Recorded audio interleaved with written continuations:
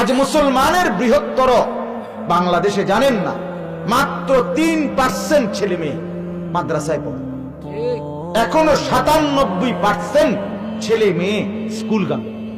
তাহলে এই 97% ছেলে মেয়ে এরা আল্লাহর কোরআন পড়তে হবে, একথা যদি কলিজার মধ্যে না থাকে, তার মুসলমানের অস্তিত্ব থাকে কিভাবে? বলে কেন এই বুঝ আসবে না? কেন মা বলবে না? কেন বাবা বলবে না? কেন অভিভাবক বুঝবে না? কেন স্যার বলবে না? কেন মুসলমান টিচার বলবে না? বাবা, ওটা পৃথিবী পড়ো মানে নেই, কিন্তু তার উপরে আল্লাহর কোরআনকে পড়ো, এটা বলবে না কেন? কেন বলবে না? বল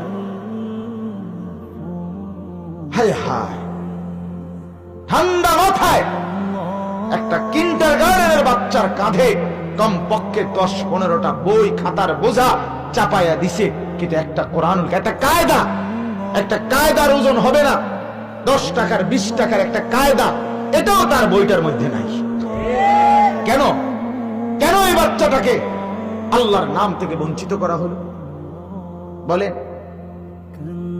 এই মাসুম মেয়ে এই মাত্র রব্বে করিমের 99টা নাম একবারে বলে ফেলছে।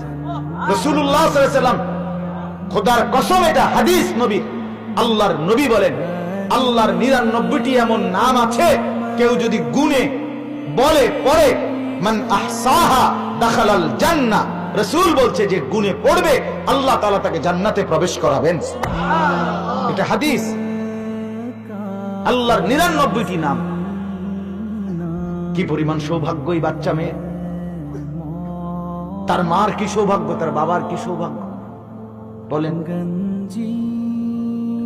এজন্য বাপ, আপনি ভাবেন, একজনই ভাবেন, কেন ছেলেটাকে কোরআন থেকে বঞ্চিত করলেন? কি অপরাধে করলেন?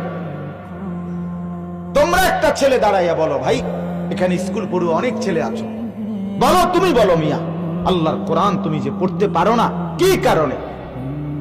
কি কারণে? তোমার দিল কি বলে এই কোরআন অসত্য?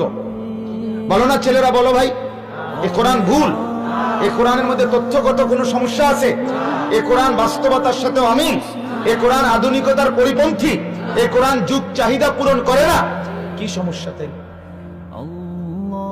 কি কারণ হইতে পারে যে কারণে কোরআন থেকে বঞ্চিত করে দিলেন? কথা বলেন। মাননীয় শিক্ষামন্ত্রী স্কুলের 6ষ্ঠ এবং 7ম শ্রেণীর সামাজিক বিজ্ঞান বই, আরো একটা বই আপাতত এই বছর পড়া স্থগিত করে দিছে। এটার মধ্যে এই পরিমাণ